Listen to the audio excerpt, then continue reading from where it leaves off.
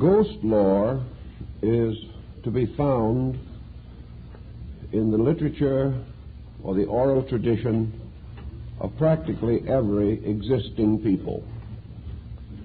It goes back as far as our records go and emerges from the prehistoric state of man with many of the simple devices and commodities which are known to have developed at a very early period. Today, ghost lore is still broadly believed in various strata of society. And while we cannot say that in the 20th century advanced cultures are especially strong in their conviction about the subject, it remains as a conditioning force in the life of nearly every person. I think we can ask ourselves a question. Supposing that for 10 generations an absolutely materialistic culture should dominate mankind, and that for this length of time the entire concept of the supernatural was systematically discredited, and 10 generations of young people came into the world convinced that there was no life after death, and that all metaphysical speculation was wrong. Would this end ghosts? Now, this is an interesting question, and I think the answer is distinctly in the negative. For several reasons, the most simple we will consider first. We do have isolated strata today of intellectuals definitely opposed to the idea of the supernatural in its religious or philosophical form. Yet we cannot say that these strata, this level of intellect, is free from the machinery by means of which the ghost concept gradually gained control of the human mind. So what do we have? We have a transference. We already have indications of this transference. Man demanding the wonderful and the miraculous, perhaps as an escape from the everyday monotonies of things, will simply develop a new kind of ghost lore. The supernatural will be associated with other things, but as in the earlier form, it will nearly always become involved in the morbid. It will contain elements of a new kind of fear. The primitive man feared the unknown. He feared darkness, the elements. He feared the mysterious operations of natural law around him which he could not understand. But fear itself is not dependent upon the unknown. Fear can develop also around things known, but also recognized to be dangerous. In this we have the greatest panic we know, the panic of a cultured people faced with the problem of an electronic world. We also realize that science can develop its own kind of fear.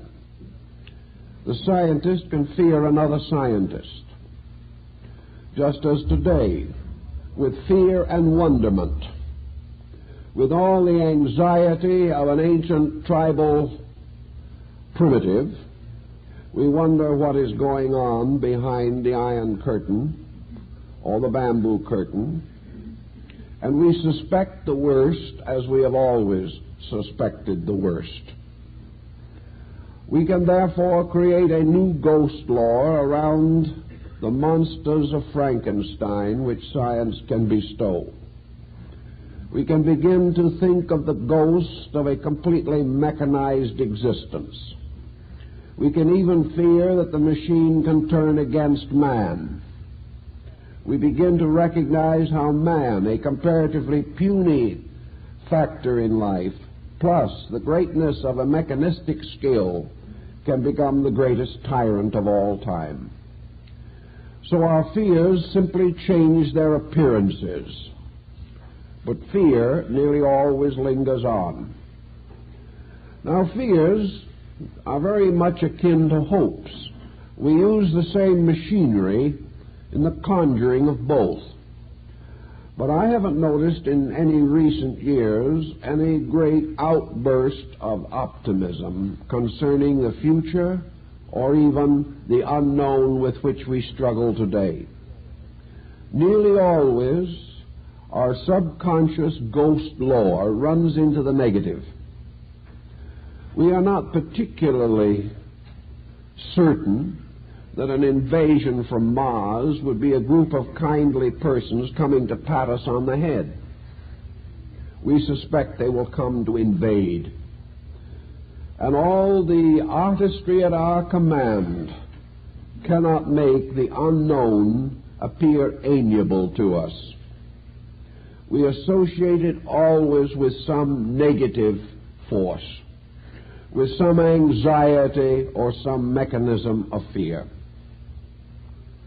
Thus, those very circumstances which might almost certainly indicate a coming good will be distorted by a great many persons into an immediate peril. It is something about ourselves. And there's something in all ghost lore that tells us about ourselves and gives us a clearer insight into the structure and activity of our own psychic entity. So with some thinking along this line, let us look into it a little further. What is the origin of ghost philosophy? Well, there are several possible answers, and perhaps all of them have a certain measure of truth. First of all, the forthright possibility that there are ghosts, that there are beings from an invisible world that can come to haunt us in this mortal sphere. Nearly all peoples have believed this.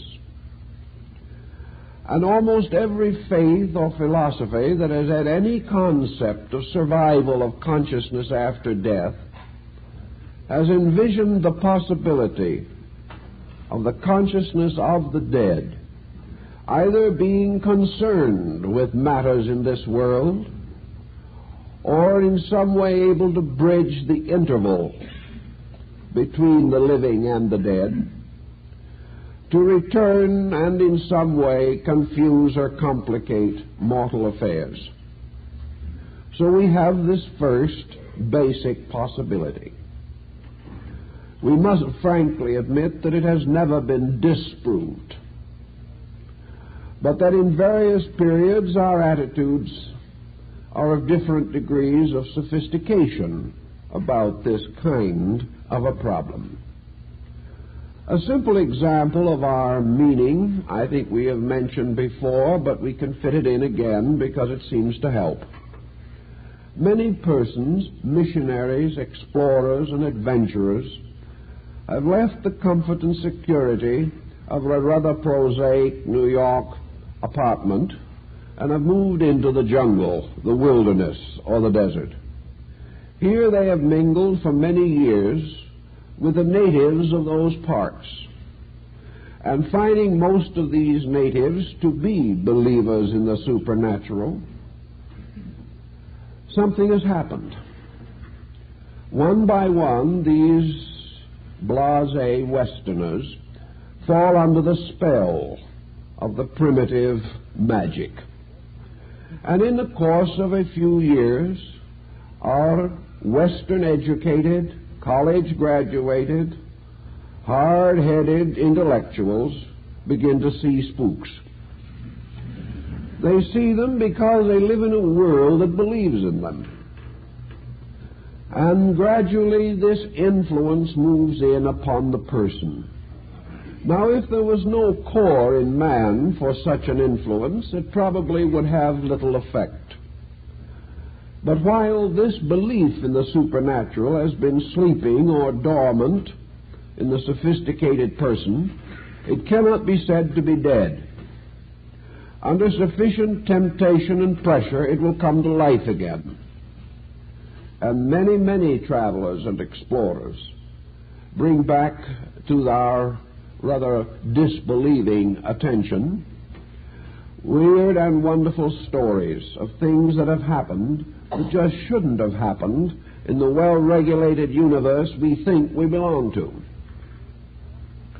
Thus, this belief, this almost pressureful desire to believe in ghosts and spirits, certainly lives on and continues to affect us.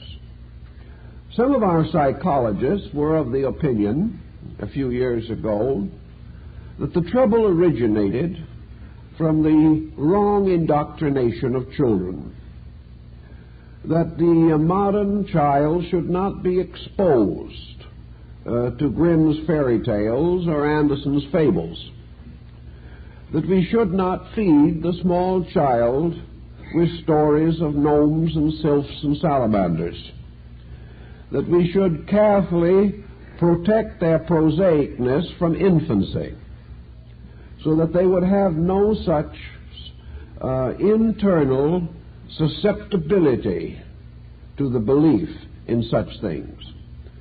There was quite a battle not long ago over the probability that Santa Claus was undermining the psychology of the young, that it just wasn't right to deceive children even in this way. Actually, the main trouble seemed to be that folks did not want children to develop pleasant ideas about the unknown. If we had to deceive them, let's show them how morbid and sordid everything is. But we have come to the conclusion that this is true. The truth is to cause the child to believe in nothing. These last two Christmas seasons, some new psychologies have appeared, and several specialists in child psychology have said, let's have Santa Claus back. It is not as detrimental to the child as an average evening in front of the television. If the child must have some kind of imagination training, let's not train it on the untouchables. Let's train it on something beside shooting it out at the crossroads. Or else we are going to have some other kind of ghost law in which every spirit is member of an organized gang or rides some psychic range with a six-shooter. Thus, it now seems that if we must choose between certain things, it's time to begin to think of creating beautiful imagination rather than to continually support morbid aspects of the subject. Incidentally, in studying ghost law, we then come to the second possibility. Of course, the first is that the ghost is a real entity doing exactly what it appears or seems to be doing. The second is that the ghost is in some way part of the conscience mechanism of man. Studies in ethnology and in ancient social customs and of contemporary customs in other areas seem to indicate that there is some connection between the dominant factors of a culture and its ghost law. Also, even in literature, we observe the great number of ghost stories that are of a revengeful type. The spirits appear to haunt the evildoer in one way or another. And so we become more and more interested in what nations and peoples understand by evildoers. And we observe, for example, in this study, that those virtues which a people particularly emphasizes, these virtues do not produce ghosts. But whatever vices a people have endured through the ages and allowed to remain uncorrected, these vices engender ghosts. Now, in one nation, a certain group of virtues may be regarded as vices. There is no common conformity among human beings as to the exact nature of good and evil. Therefore, there must be conflict in conscience. To one people, a certain act is virtuous, to another it is evil. And the ghost tradition follows this human concept. When the individual in a certain culture performs an action disloyal or disobedient to his own culture, he has a bad conscience, and he will very rapidly develop supernatural cults, which will be founded deeply in his own conscience reflexes. If, however, in his civilization that particular vice is not important, but another is, a new set of machinery will be set in motion, and different types of conscience mechanism will produce their psychological consequences. Thus, in a way at least, the ghost seems to be man's recognition of guilt personified. It comes into his consciousness as an avenging force which he believes subjectively he deserves. He has an inward feeling within himself that if he does ill, some kind of evil will come to him. That if he injures another person, that person will haunt him. Well, we all have this experience every day, but we do not associate it with ghosts anymore. We simply think of it in terms of morality. Even though we're rather narrow-minded sometimes, rather intolerant, perhaps embittered, if we commit a very serious offense against another person, we cannot forget that person. We have created a bond with the victim of our own ill action. We cannot escape from the feeling that this person may sometime, some way, seek to avenge himself, because we believe we would do the same under the same provocation. So we begin to lose sleep. We begin to worry. And most of all, there is something within ourselves, a deep stratum of decency, that we have offended. And we believe sincerely in the mysterious workings of wrong, that a wrong done will lead to further wrong. That when we break the simple rules of gracious relationships, we are endangering something. Now, if we cannot get our adversary off of our minds while we are awake, we are no more fortunate when we are asleep. And we know that nearly all waking phenomena can be continued into sleep phenomena. That the individual in his dreams releases psychological pressure. If this pressure is guilt, if down deep in ourselves we know we have done wrong, this also becomes an element of our dream mechanism. While we are awake, we can rationalize.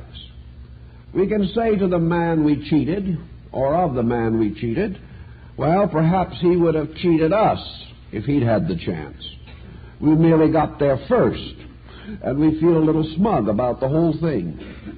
But this is a rationalization that does not touch the deep psychic core of man. He knows in himself that two wrongs will not make a right. He realizes in his own depths, nourished by thousands of years of moral and theological teaching, that to do evil is to deprive oneself of the strength of good. So in our sleep we are more honest than in our waking hours. And in our sleep also we are able to create a certain visual and auditory phenomena. The individual we have injured seems to rise before us as a person. And this has been reported a number of times, a great number of times, in cases of murder. The villain of the piece was so clever and adroit in his perpetuation of his own secret that it is unlikely he would have ever been caught by the ordinary processes of law. But the majority of criminals finally confess. They confess because they cannot live with themselves. I know at one time when I was working in prisons, I had a long talk with a man waiting execution. He had killed in the heat of hatred. And he said that from that time on, his sleep had never been peaceful. Hundreds of times he had seen his victim and had relived this incident until finally he had confessed. Now, 3,000 years ago, it would have been believed that this revisualization of his crime was a supernatural occurrence. And even today there are many who would say that if this man saw his victim in sleep, and this victim pointed an accusing finger at his murderer, that in all probabilities the criminal had seen a ghost. This is a question, however, which I think requires some thoughtfulness. In all probabilities, the ghost was the memory of the crime, something that cannot be separated from the person while he lives. In some nations, this almost invariably leads to suicide. The criminal, to escape the memory of his crime, must destroy his own consciousness. This is the type of thing that we find set forth in the visions of Brutus in Julius Caesar. And even though a crime may be committed theoretically for good cause, still the crime remains an act of violence that is contrary to the psychic integration of the human being. We are not created for crime. It is a false and disordered situation which must result in continuing pressure. Now, in the smaller ways of life where we injure other people, it is noted that we almost immediately develop a desire not to be near those people. To the degree that we injure them, we dislike them. And more, we wish to be relieved of their presence, for it reminds us of what we have done. The subconscious mind of man can continue to bring back these presences to us. Even if we no longer see the person, we can conjure them in our inner vision. And whenever we do so, the pressure of our own misdeed weighs heavily upon our conscience. Now, in some parts of the world where certain habits or practices which are not good are prevalent, ghost lore follows almost inevitably in this situation. For instance, in the Orient, where for many centuries the state of woman was far from acceptable, She carried and had to bear in silence most of the abuses of the world in which she lived. The suicide rate among Oriental women was very high 300 or 400 years ago. And also the living sensed to a great measure, subconsciously at least, that they were not giving the women of their families and countries fair opportunity. If you go through the legendary and lore of these nations, you will find that a heavy majority of their ghosts are women, because woman becomes the symbol of their own guilt. What they have done, they do not forget. Whereas in another culture where perhaps the general state of woman has greatly improved, or in primitive society where it was originally good, as among the North American Indians, you find no such predominance. It therefore does seem to indicate that there is this strong conscience mechanism. Now, modern psychology, going a little further into this problem of conscience mechanism as a possible source of hallucination, takes into consideration also the narcotic addict and the alcoholic. We are very familiar with the effect of alcohol as a cause of hallucination. We also know that this is true of many so-called narcotic and stimulant drugs. In these cases, the hallucinations are consistently morbid. You seldom, if ever, have an account of an alcoholic with delirium tremens who's having a good time. He is frightened. The experience brings to his subconscious sensory perceptions the most terrible and terrifying visions and impressions. Sometimes things unseen but sensed are the most terrifying of all. So we observe that the alcoholic nearly always develops a pattern. And as alcoholism is closely associated with neurosis, and most of it arises from neurosis, we are not surprised to find the whole neurotic temperament of man released in the form of symbolic visions. These visions may or may not include the true ghost factors, but they would indicate that to these neurotic individuals, the universe of invisibles is filled with monstrous shapes and shadows, of mocking specters, and of terrifying sights and sounds. We might assume, of course, as some ancient peoples did, that alcohol simply releases consciousness into another dimension. But it would be rather difficult to imagine anywhere in an ordered universe the dimension of existence which the alcoholic experiences.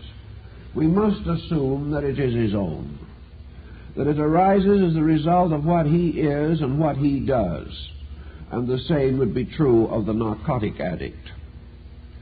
Also, we have some experience that indicates that as the pressures of moral circumstance become more intense, that there is a tendency to precipitate them into the objective waking life. A bad conscience, if it gets bad enough, disturbs not only our sleep but our waking hours. Most of you are aware of the primitive principles of the Rorschach testing, used in a good many psychological tests.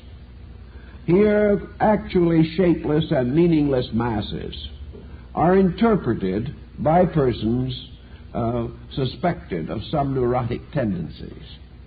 It is amazing how often these blots and scrawls and scribbles and splashes are seen as the forms or likenesses of persons we have injured. In other words, we project these forms. we also find that we project other forms.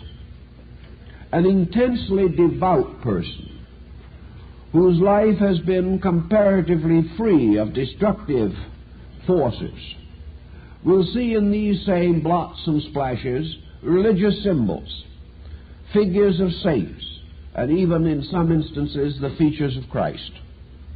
Therefore, what is there unmistakably becomes interpreted by our own imaging and projecting power. We can go even further than this. We can look around ourselves into almost any complicated pattern of environment and can use the very rooms and houses in which we live as a form of Rorschach structure or symbol. And we can transform the flow of draperies or the leaves of a tree outside our window into some significant shape by our own interpreting. This is done constantly. But because we consider this to be a psychological phenomenon, we are not overly perturbed. By further extension of the same process, however, realizing that imagery is not our ability actually to see something, that imagery is actually an integration in the brain of vibratory waves, of rates, that the picture that goes into the eye is not carried as a picture into the brain, but more like a television picture, is carried as energy in space between the object and the interpreting power. We are quite aware of the image creating or image integrating power of the mind itself. Now, it is not impossible that a mind heavily psychotically burdened can create involuntarily images which it can confuse with and mix with the normal image process which we use in seeing. Thus we can look out upon a scene, see a meadow that is there, trees that are there, and the phantom of the person we have injured, which is not there. We have imposed this phantom into our seeing by our own processes. Perhaps this is the reason, however, why the majority of ghost lore is associated with darkness. Darkness is a very strange catalyzing agent. In the light we are distracted by the forms of things as they are. But in darkness, strangely, darkness itself becomes a kind of curtain on which we can project almost any kind of imagery. Therefore, ghosts live at night, wander in darkness, and are peculiarly associated with the nocturnal experiences of man. They are involved in the negative or subjective psychic life, for man is much like day and night himself. He is objective in the daytime and subjective at night. And as his day processes and his day interests are gradually relaxed at night, his own internal becomes increasingly dominant, especially, of course, during hours of sleeping or near sleeping. So the ghost functions at this time, perhaps because at other times we are too concerned with objectives to become subjective to the impulses in ourselves. Now, wonder continues to rise why it is that man is unable to conjure, or very seldom able to conjure, benevolent spirits. And we have to study a little bit into the psychology of peoples, perhaps to find some clue to this situation. Ever since man became aware of morality, ever since he became conscious of good and evil, and certainly from the time when the great codes of religion, morality, and ethics were first framed. From this time on, man began to experience a shortcoming. Most people began to know or to sense that they were not keeping the codes and laws which they claimed to believe. Most individuals examining into themselves find some shade of guilt, even if it is in the more common experiences of life. We know we ought to be kindly, but we are unkind when we feel like it.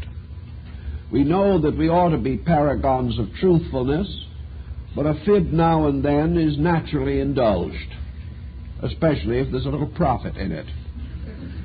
We know that we should be fair, but we don't enjoy being fair. We enjoy doing what we want to and condemning other people if we feel like it. We know that we should be temperate, honorable, thoughtful people. But all of these virtues seem difficult to attain, and we have very little libido dedicated to that purpose.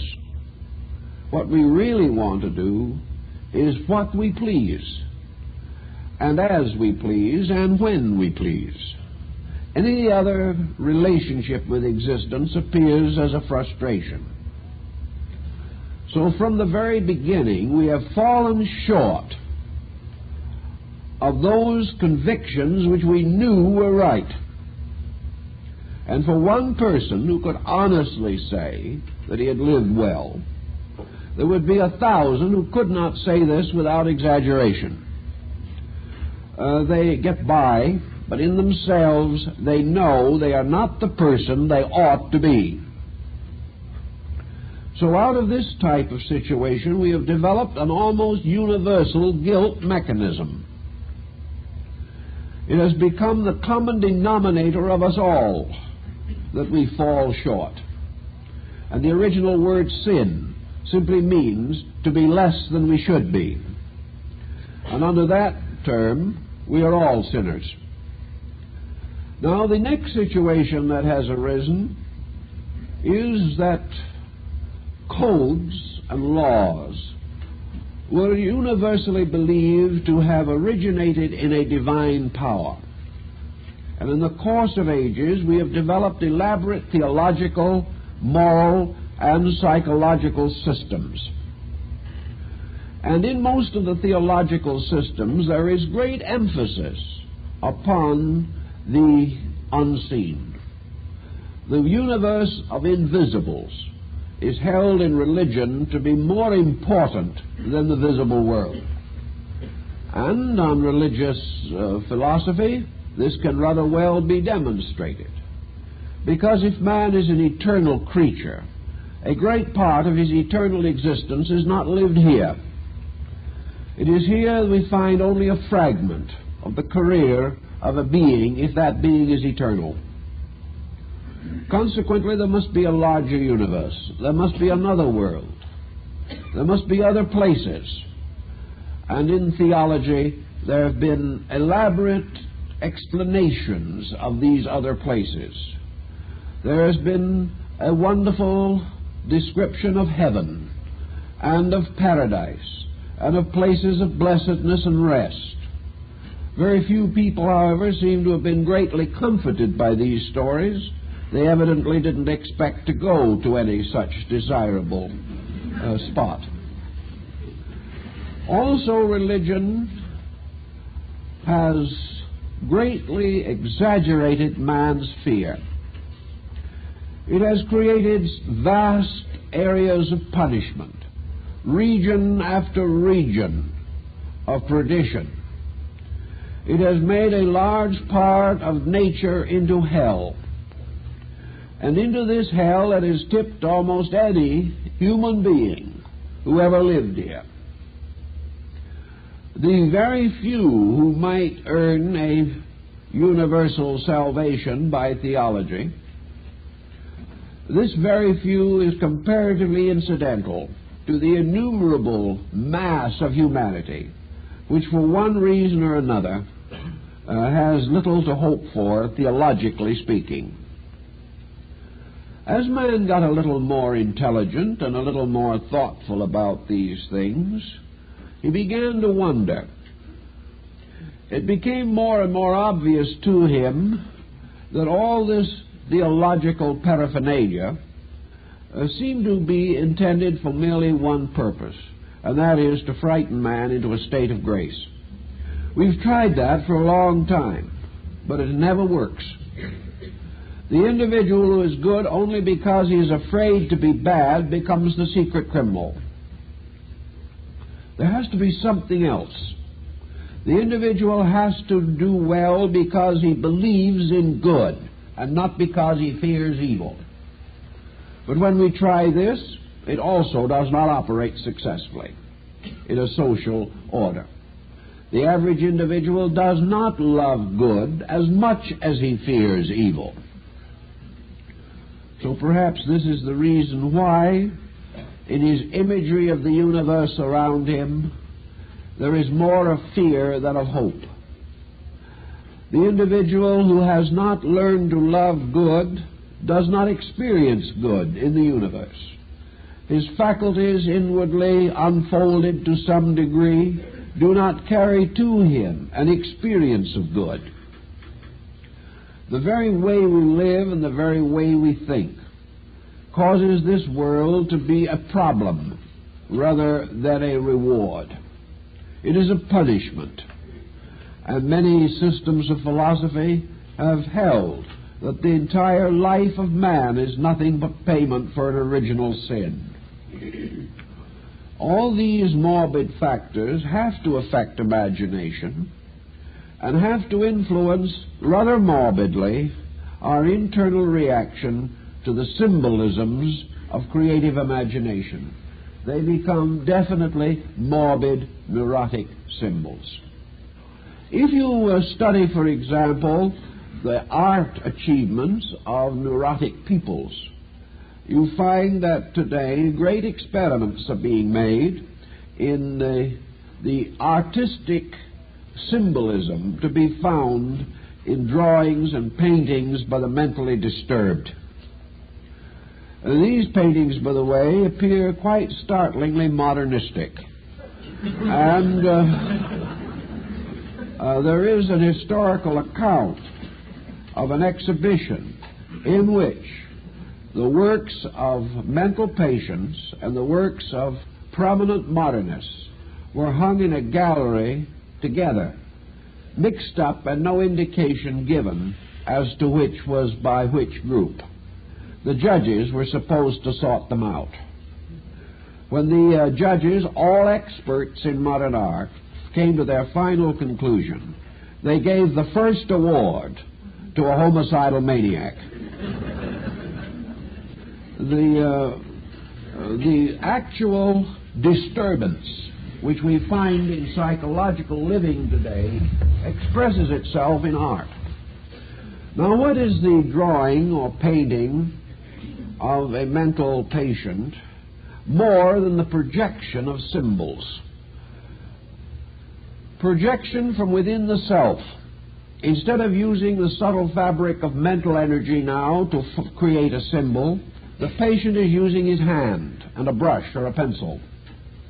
He is expressing his own inward confusion, and he does so often dramatically, producing many spectacular and highly controversial pictures, which require a great deal of interpretation and study in order to determine their actual content. To a measure, man also, with his neurosis, interprets his whole universe.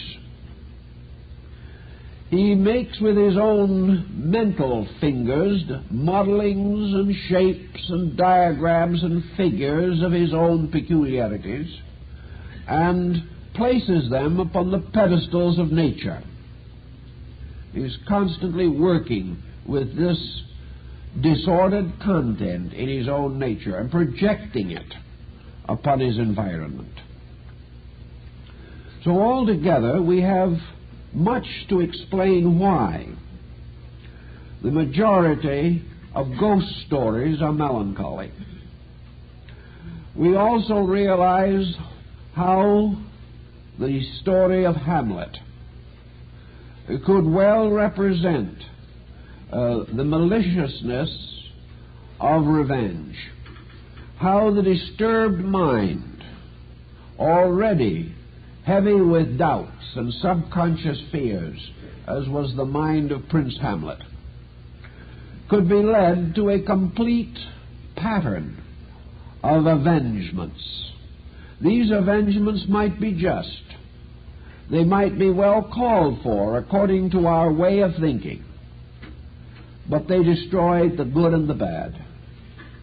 They left the individual the complete victim of a disorientation, whether we consider it a true ghost or a psychic ghost that caused the disorientation.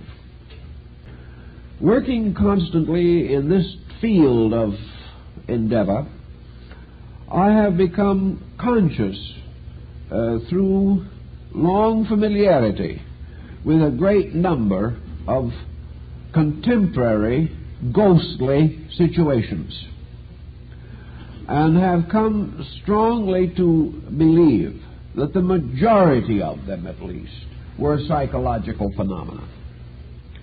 That actually the ghost incident can be explained by the actual study of the person who has the experience. We know, for example, that more than 100 years ago, the planchette that we now call the Ouija board was publicly banned in France because it led to an epidemic of murder and suicide. Now, you would think that kindly, good-natured people sitting around, either consciously, subconsciously, or unconsciously pushing a little table, would occasionally come up with some very good news. Well, some of them did. There's no question about it. Most of the so-called good news consisted of consolation. Terribly lonely people, or those bereaved, found some comfort in actually or symbolically finding contact with those whom they had lost. But the overwhelming number of kindly, good-natured people moving a Ouija board got themselves into trouble. 9 out of 10 of these amateur psychics were finally victimized by their own psychism. Instead of coming out of the situation encouraged and strengthened, they developed all kinds of strange dependencies. And I remember very well the case of Ella Wheeler Wilcox, the American poetess. She believed that she contacted a person whom she loved.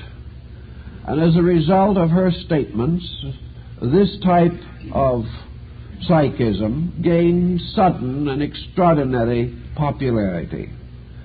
Later, she tried in every way possible to point out that this was exaggerated and that she realized that the publicity was leading to trouble. But of course, people do not listen when they do not want to hear. And the result is the mistakes were perpetuated and the timely warnings were forgotten. But in the case of the Ouija board, we have a very simple evidence of a situation that can apply to automatic writing, can apply to a great deal of personal psychism, and also to a large part of mediumship. Namely, that by degrees, a situation that perhaps begins with hope ends in terror. Now, why should this particular process be true? I think it is because if we could psychologically analyze man, we would find that there is a thin stratum of faith, but a very thick stratum of fear. The individual, under some pressure, or perhaps only for pleasure or social reasons, attempts some mediumistic activity. Naturally, it begins with a semi-believing. It begins perhaps with a little hope and a little confusion, and it is motivated by the most surface instincts of that person. He wishes to communicate with someone. There is no great moralism involved. He hopes that he can get a message or find a lost collar button or something. The level of the investigation is not profound. Suddenly, however, this person is caught in the peculiar net of his own psychism. He seems to be in the possession of a force or faculty which he cannot control. As time passes, he surrenders more and more of his consciousness and his common sense to this mysterious psychic faculty. And after a time, this faculty plumbs its way into the depths of his fear stratum. And little by little, what might have begun as a rather optimistic, cheerful, and even slightly profitable interest ends up by the person becoming as hopelessly addicted to a morbid state as any alcoholic or narcotic addict. Suddenly, the temper of this association begins to change. By degrees, ominous things are introduced. Very often it ends in a strange gibberish of demoniacal folly. The spirits suddenly seem to turn into imps and do nothing but punish us for some mysterious subjective fault that we have tried desperately to forget. All of this is a pattern, and it works out so systematically that we have to come to certain other conclusions relating to psychic phenomena. Actually, therefore, there is much that seems to suggest that these mysterious psychic journeys are into some form of subjective consciousness within the person, that there is a universe within him in which all of the archetypes of his own experiences are available, that this is a journey into expectancy, not into the unknown, that it is a journey into the ways of things with which we are familiar, that it is no longer to be considered as a place, but as a mood, as a sphere of personal experiences. If this be true, then the mysterious ghosts that we find there must also have some existence in ourselves. Perhaps they are the ghosts of our old selves. Perhaps they are almost anything we want to imagine them to be. But some way they seem to tie psychologically into a kind of anticipated state of affairs. Now, in the course of psychism also, we get into a great many important problems involving communication. In the old days, most communication between the living and the dead was communication by oracle. And the great oracle at Delphi, or the oracle of Trophonius, or one of the other classic oracles of the Greeks and Latins, comes to our mind. But remember that in the oracle, as a means of interrogation, man did not attempt to communicate with man. Man sought the wisdom of the gods. Nearly all the state oracles of antiquity were for communication with deities, not with the deceased. These deities, as the guardians, leaders, guides, and custodians of peoples, were therefore, we may say, the archetypal pattern of the cultures which these deities were believed to sustain. Consequently, we are dealing with archetype. We are dealing with man trying to discover the laws of archetype in order that he could obey them better, that he could understand them more fully. Thus, in this we cannot say that there is a real consistency between modern and ancient psychic phenomena.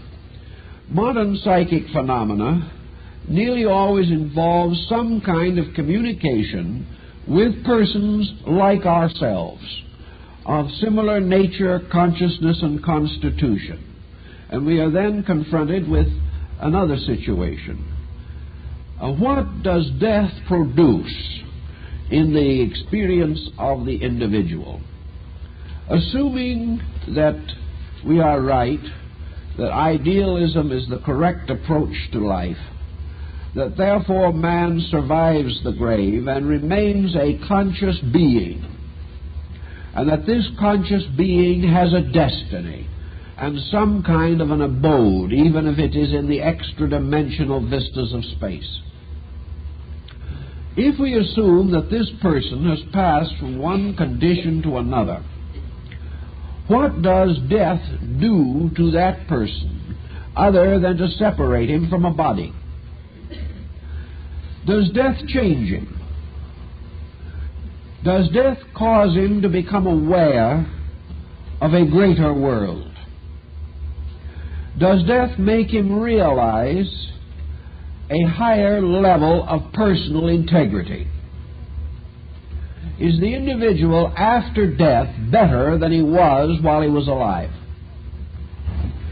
Well, Socrates argues that point a little and comes to a sort of general conclusion which has some merit in it. One thing that every entity that has passed consciously beyond death must know that the average person here does not know, but only believes, namely, that life is eternal, or at least that consciousness survives death.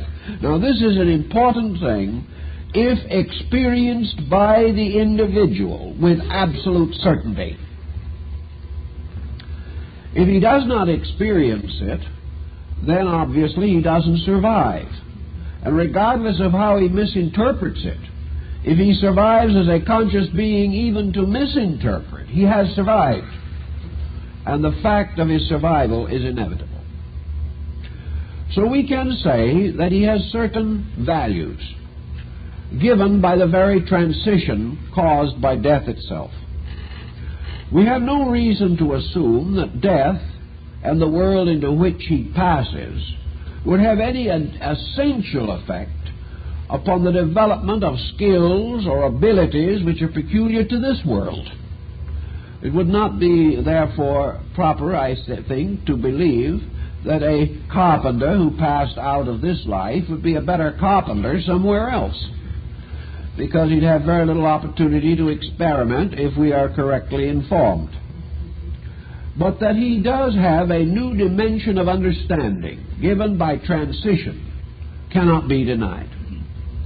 Now, if we also want to take the ground that many do take, that this other world is a better place, that in some way the being who passes there becomes wiser, perhaps not more exactly wise or more skillfully wise, but perhaps more aware of the universal integrity.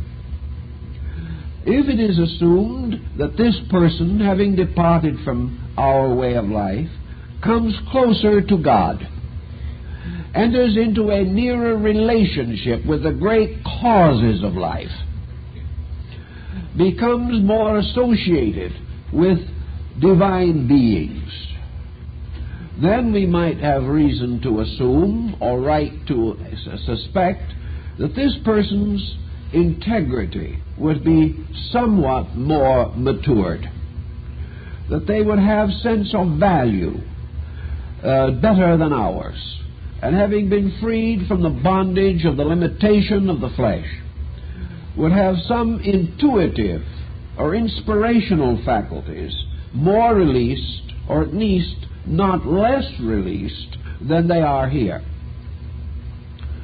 This, in a way, causes us then to say, how can we have a vengeful ghost?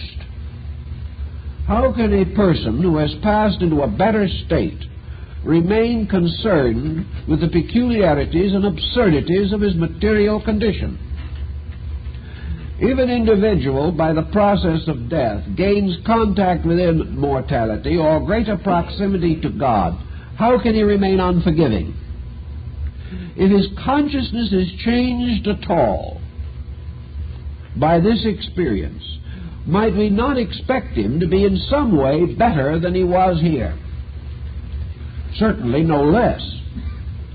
If he is conscious, if he has gone into a universe of causes in which he is actually living in a state which we are seeking desperately to find in order to advance our own knowledge, is there not reason to suppose that in this larger state the individual would be susceptible of somewhat larger thinking? If this is the case, then certainly the things that concerned him here would concern him less. Problems which he couldn't understand here he would intuitively grasp. And he would also have little interest in injuring those he has left behind, because he must be aware that injury has injured himself most of all. So to explain this mystery, there's been another line of thinking invoked. The possibility that an individual passing out of this life with an extraordinary fixation might remain in that fixation after death.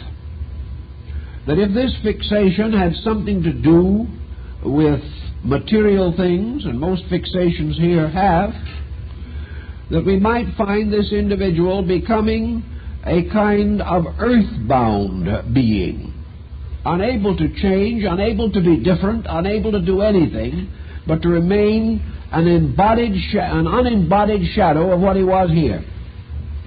And that this type of being would seek continually to continue the activities of this life, and would try to achieve this through making contact with living persons here. Now, all this is highly suppositional, but it has been broadly accepted. There is one school which distinctly assumes that anyone who is dead is able to give good advice, even though they never gave any good advice while they were alive. There is a minor possibility that the advice could be better, but I doubt if it would be infallible. And in view of the kind of advice that is given, there seems to be something a little wrong in the whole picture. The earthbound person, bound by his own limitations, unwilling to accept change, perhaps even fighting the concept of his own survival, might present an interesting psychotic situation, and might even point out that you can have extreme neurosis in the afterlife. It's rather simply continue the neurosis you have here. So in this condition, we examine some of the advice that crosses between the worlds. This advice breaks into two very definite patterns.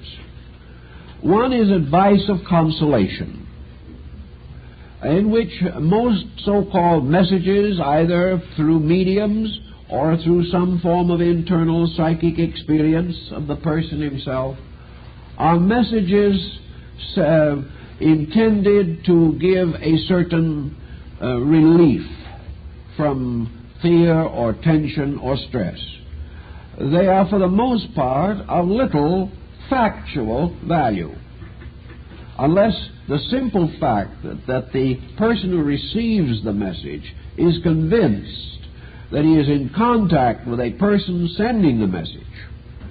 This in itself may bring a certain consolation, a realization that a loved one has survived death, or that that loved one might still be somewhere within communicating distance of the person still in this world. That about summarizes the value of the situation. The messages are, for the most part, of very little help either in exploring the nature of the other world or securing any valid description of laws or processes operating. Oh, there are reams on the subject, But these reams, when you put them together and break them down, have very little substantial content. They are well-wishing things, and could well be the product of a dreamer with a pleasant dream. The other type of problem that we run into is the problem of this psychism moving victoriously toward obsession or possession, in which contact with a deceased person gradually leads to a highly prejudiced attitude towards relationships in this world. Here we have over-influence, which in most instances, in all probabilities, is subconscious over-influence. We have to realize that the individual has a very complex inner life, and unless by some discipline, as represented by mysticism or yoga or Zen or something of this nature, this inner life is clarified and integrated, that its testimonies are not especially valuable. In fact, the inner life of the individual who is not integrated may be a rather vicious thing. Certainly, it will be a negative or morbid area of reaction. So little by little, this possessing or obsessing factor of the subconscious takes over. And we have one form, certainly, of obsession, which is nothing more or less than the neurotic part of the subconscious taking control of the whole life. This is such an obvious loss that the ancient peoples thought it was a demon that did it. They didn't realize that we all have our own private demon, that every individual has a strata in himself which is unworthy of him and which he is fighting. But if by some cause or other the barrier, the defense against negation is broken down, then this unworthy part flows into manifestation and may even break into a number of fragments and cause a multiple personality problem.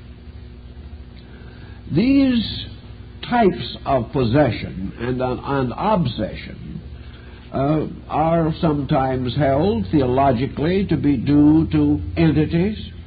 More often psychologically they are regarded as due to the loss of objective orientation.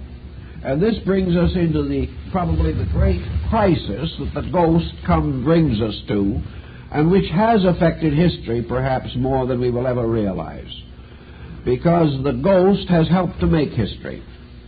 The ghost arises in the careers of the great. The ghost has forced amazing changes in policy. But for the most part, these policy changes have only been in the line, as you might term, of cosmic or karmic consequences. Let us assume for a moment that the ghost factor in this problem comes into the foreground in the life of the individual and becomes disorientation. If you do not believe in these things and you stub your toe, you say, I'll have to look better next time. I'm just not thinking about what I'm doing. But if you do believe in the supernatural and you stub your toe, your first thought is to burn incense to 3 offended demons. Everything suddenly loses all proportion. One thing that suddenly does is to cause the individual to believe that evil is not himself, that he is a kind-hearted, good-natured, well-intentioned individual and somebody else is hurting him. Where have we heard this before? We hear it every day. It is part of our basic psychology that no matter what we do to other people, it could never be as bad as what they have done to us. And we go into a high competition in this area. But now comes the ghost to take its place in this complication. Suddenly, we are no master of ourselves. Everything is turned over to a host of mysteries. Every deed could be explained by a psychic force stepping into our affairs. That blind spot in judgment wasn't ignorance. It was some malicious spirit blowing thoughtlessness into our minds. These things that we do, this cruel word, was a demon speaking through us. And when suddenly an upright citizen falls apart, it isn't a nervous breakdown, it isn't a psychological ailment, it is an obsession by some remote ancestor who was a swashbuckler. Suddenly the entire pattern of our own action is threatened. And in this threat to our own integration has come what most people have experienced as a very demoralizing series of circumstances. If we could keep our own equilibrium, if we could accept the ghost as we accept a neighbor asking for some eggs, if we could take a matter-of-fact attitude on these things and keep on living our own lives, we'd be all right. But people with the matter-of-fact attitudes living their own lives are not the ones who see the ghosts. That's the difficulty. It is the lonely person, the discouraged person, the sick person, the individual who has been battered and bruised by life, or who carries within themselves a tremendous pressure of grievances against life, a sense of injustices, a secret belief that the universe is not a very well-ordered place. This is the kind of person who, in the loneliness of their own psychic lack of integration, see ghosts. They are the ones also who go for advice. People who know the answers do not go for advice. But people who are seeking for something that is either not the answer or are unable to work out some solution to their present problem, or who fear tomorrow with a great terror, are the ones who seek this kind of help. Therefore, they are the most vulnerable to its negative reactions. They are the ones most likely to get into trouble, because they will never know, and no one can ever know, except themselves, whether this advice is truly coming from a superior source or whether it is pouring out of the involved cauldron of their own psychic difficulties. If we could be sure of this, if we could say without any question of doubt, psychic phenomena is genuine, and all mysterious phenomena is psychical, if we could say that, we'd have a certain leverage. We would at least have some yes-no answers. But as these stories unfold, all we have is a maybe. It could be, but not necessarily.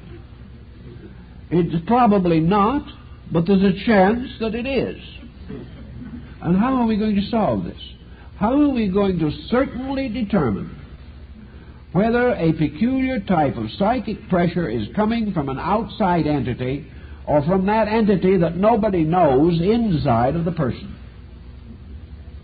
We know definitely from the study of these matters that psychological phenomena can produce practically every miraculous circumstance involved in psychism. So how are we to be sure?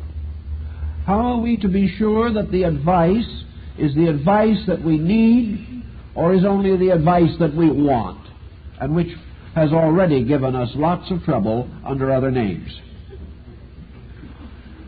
The only direct solution to the problem seems to be the strange involvement of the human mind's visualizing faculties.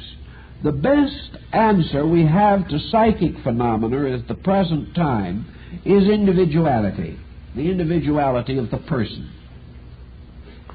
Consequently, if there is independent phenomena that in no way is susceptible of fraud, that cannot be produced by mechanical means, and this phenomena is visible to several persons at the same time. This is perhaps the strongest evidence in favor of psychism, or definite, true psychic manifestation. If, however, we are to involve this, we have to rule out a number of kinds of phenomena which appear to be visible, but which could definitely be traceable to other causes. Some psychic phenomena, as moving of objects, can be regarded as a magnetic or electric phenomena basically.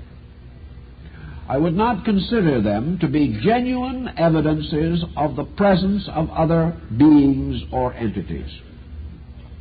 All dark phenomena, phenomena in which the actual circumstances are not visibly seen, as slate writing, where you can see the writing afterwards. It is not agreement of this nature that I am referring to. Let me give another example that might be nearer to what I mean. And I know one case of it, which seems to me to be very pertinent. A large family is seated at table. Suddenly the door of the room opens, and a daughter who is supposedly out on an errand comes through the door, stands in front of the family, is seen by all of them simultaneously, and says very quietly, "I have just drowned and my body is in the mill pond." As a unit, the family moved to the mill pond and found the body. I would say that is a tough one to explain away. The elements that are necessary for validity are definitely present.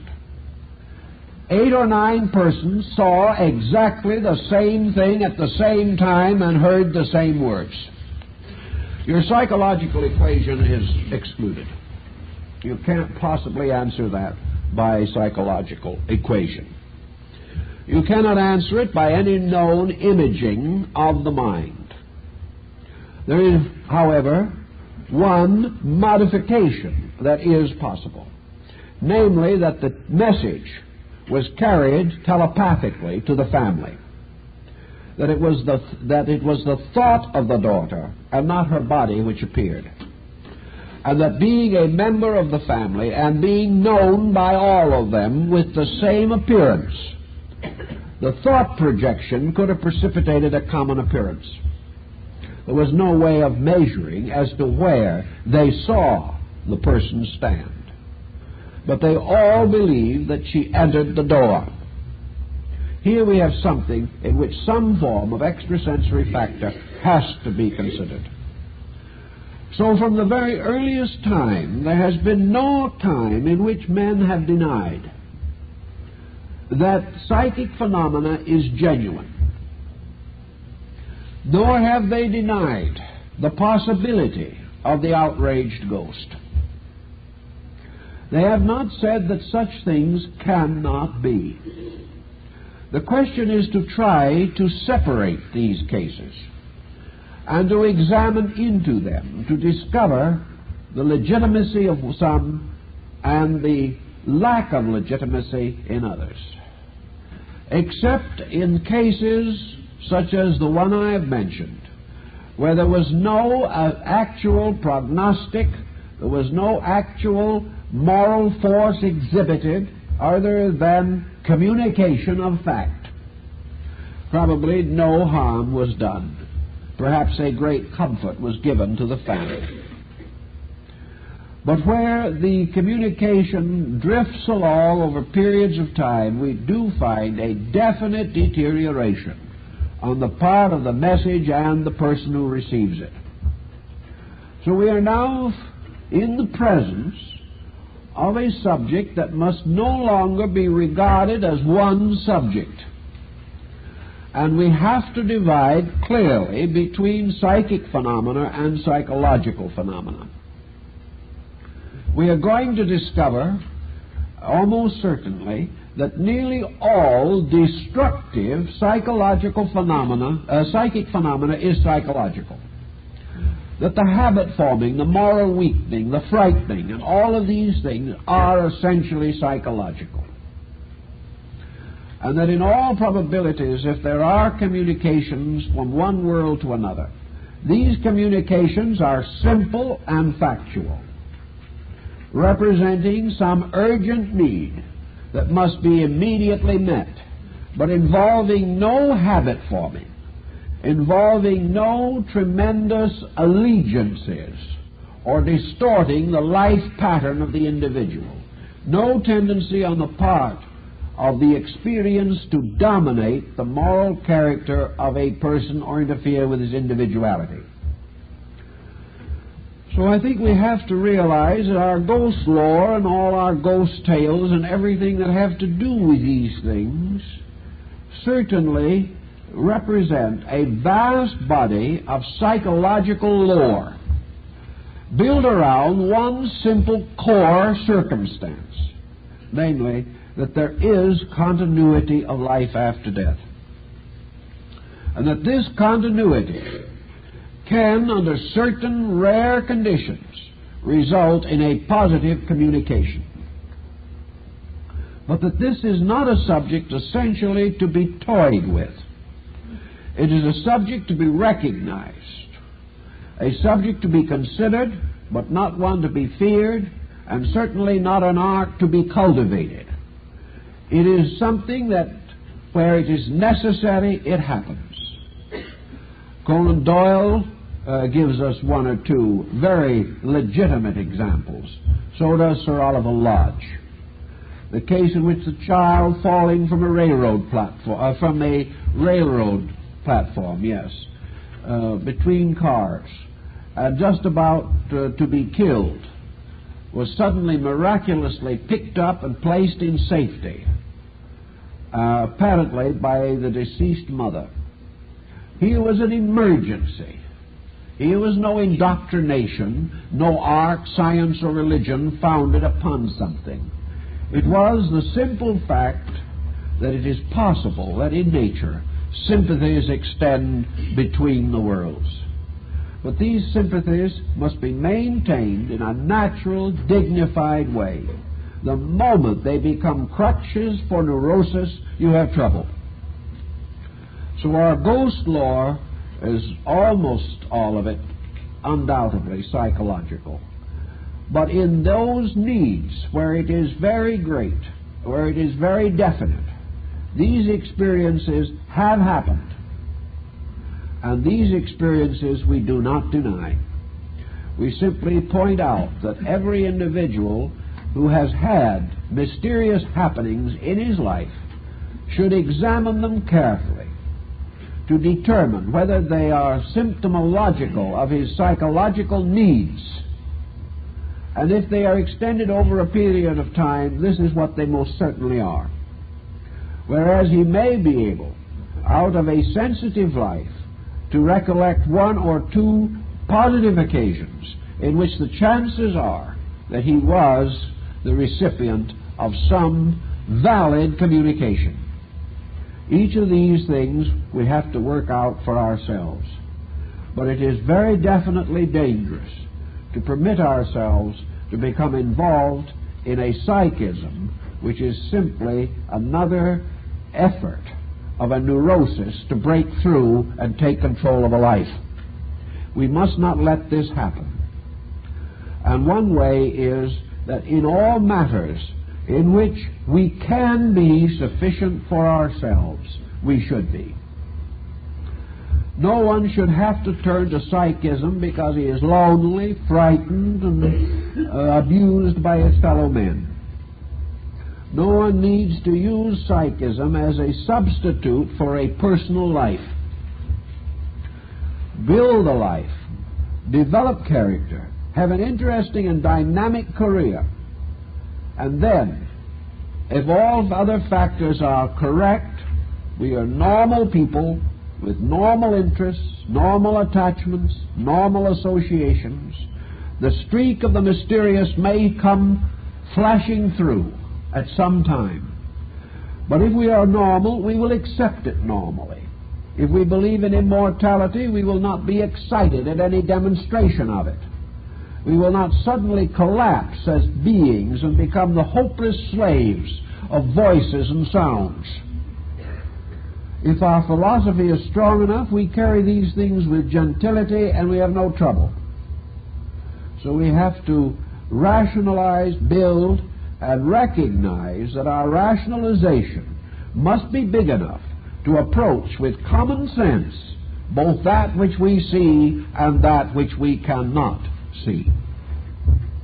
Time's up.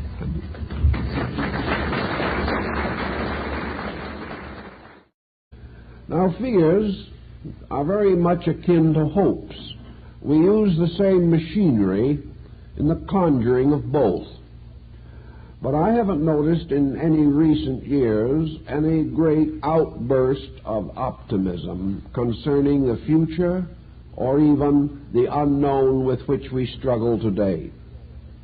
Nearly always, our subconscious ghost lore runs into the negative. We are not particularly certain that an invasion from Mars would be a group of kindly persons coming to pat us on the head. We suspect they will come to invade. And all the artistry at our command cannot make the unknown appear amiable to us. We associate it always with some negative force, with some anxiety or some mechanism of fear. Thus, those very circumstances which might almost certainly indicate a coming good will be distorted by a great many persons into an immediate peril. It is something about ourselves. And there's something in all ghost lore that tells us about ourselves and gives us a clearer insight into the structure and activity of our own psychic entity. So with some thinking along this line, let us look into it a little further. What is the origin of ghost philosophy? Well, there are several possible answers, and perhaps all of them have a certain measure of truth. First of all, the forthright possibility that there are ghosts, that there are beings from an invisible world that can come to haunt us in this mortal sphere. Nearly all peoples have believed this. And almost every faith or philosophy that has had any concept of survival of consciousness after death has envisioned the possibility of the consciousness of the dead either being concerned with matters in this world or in some way able to bridge the interval between the living and the dead, to return and in some way that the modern child should not be exposed to Grimm's fairy tales or Andersen's fables, that we should not feed the small child with stories of gnomes and sylphs and salamanders, that we should carefully protect their prosaicness from infancy, so that they would have no such internal susceptibility to the belief in such things. There was quite a battle not long ago over the probability that Santa Claus was undermining the psychology of the young, that it just wasn't right to deceive children even in this way. Actually, the main trouble seemed to be that folks did not want children to develop pleasant ideas about the unknown. If we had to deceive them, let's show them how morbid and sordid everything is. But we have come to the conclusion that this is true. The truth is to cause the child to believe in nothing. This last these last two Christmas seasons, some new psychologies have appeared, and several specialists in child psychology have said, let's have Santa Claus back. It is not as detrimental to the child as an average evening in front of the television. If the child must have some kind of imagination training, let's not train it on the untouchables. Let's train it on something beside shooting it out at the crossroads. Or else we are going to have some other kind of ghost law in which every spirit is member of an organized gang or rides some psychic range with a six-shooter. Thus, it now seems that if we must choose between certain things, it's time to begin to think of creating beautiful imagination rather than to continually support morbid aspects of the subject. Incidentally, in studying ghost law, we then come to the second possibility. Of course, the first is that the ghost is a real entity doing exactly what it appears or seems to be doing. The second is that the ghost is in some way part of the conscience mechanism of man, by means of which the ghost concept gradually gained control of the human mind. So what do we have? We have a transference. We already have indications of this transference. Man demanding the wonderful and the miraculous, perhaps as an escape from the everyday monotonies of things, will simply develop a new kind of ghost law. The supernatural will be associated with other things, but as in the earlier form, it will nearly always become involved in the morbid. It will contain elements of a new kind of fear. The primitive man feared the unknown. He feared darkness, the elements. He feared the mysterious operations of natural law around him which he could not understand. But fear itself is not dependent upon the unknown. Fear can develop also around things known, but also recognized to be dangerous. In this we have the greatest panic we know, the panic of a cultured people faced with the problem of an electronic world. We also realize that science can develop its own kind of fear. The scientist can fear another scientist, just as today, with fear and wonderment, with all the anxiety of an ancient tribal primitive, we wonder what is going on behind the iron curtain or the bamboo curtain, and we suspect the worst as we have always suspected the worst. We can therefore create a new ghost law around the monsters of Frankenstein which science can bestow. We can begin to think of the ghost of a completely mechanized existence. We can even fear that the machine can turn against man. We begin to recognize how man, a comparatively puny factor in life, plus the greatness of a mechanistic skill, can become the greatest tyrant of all time. So our fears simply change their appearances, but fear nearly always lingers on.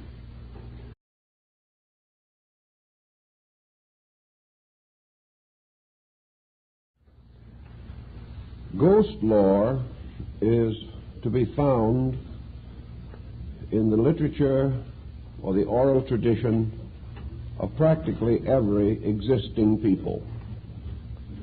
It goes back as far as our records go and emerges from the prehistoric state of man with many of the simple devices and commodities which are known to have developed at a very early period.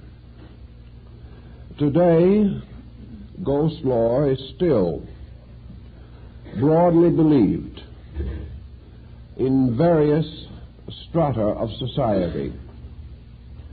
And while we cannot say that in the 20th century advanced cultures are especially strong in their conviction about the subject, it remains as a conditioning force in the life of nearly every person.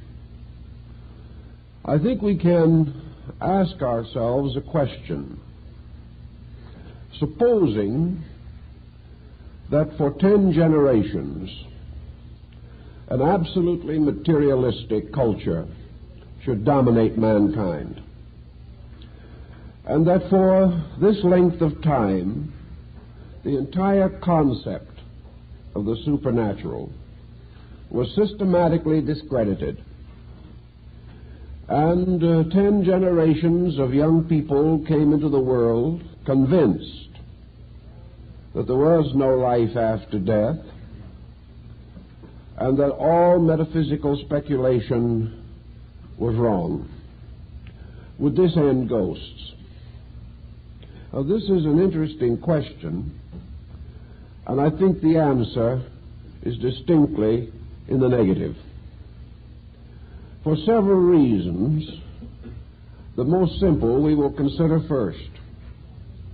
We do have isolated strata today of intellectuals definitely opposed to the idea of the supernatural in its religious or philosophical form. Yet we cannot say that these strata, this level of intellect, is free from the machinery to fuse or complicate mortal affairs. So we have this first basic possibility. We must frankly admit that it has never been disproved, but that in various periods our attitudes are of different degrees of sophistication about this kind of a problem. A simple example of our meaning I think we have mentioned before, but we can fit it in again because it seems to help. Many persons, missionaries, explorers, and adventurers, have left the comfort and security of a rather prosaic New York apartment and have moved into the jungle, the wilderness, or the desert. Here they have mingled for many years with the natives of those parts, and finding most of these natives to be believers in the supernatural, something has happened. One by one, these blasé Westerners fall under the spell of the primitive magic. And in the course of a few years, our Western-educated, college-graduated, hard-headed intellectuals begin to see spooks. They see them because they live in a world that believes in them. And gradually this influence moves in upon the person. Now, if there was no core in man for such an influence, it probably would have little effect. But while this belief in the supernatural has been sleeping or dormant in the sophisticated person, it cannot be said to be dead. Under sufficient temptation and pressure, it will come to life again. And many, many travelers and explorers bring back to our rather disbelieving attention weird and wonderful stories of things that have happened that just shouldn't have happened in the well-regulated universe we think we belong to. Thus, this belief, this almost pressureful desire to believe in ghosts and spirits, certainly lives on. and continues to affect us. Some of our psychologists were of the opinion a few years ago that the trouble originated from the wrong indoctrination of children.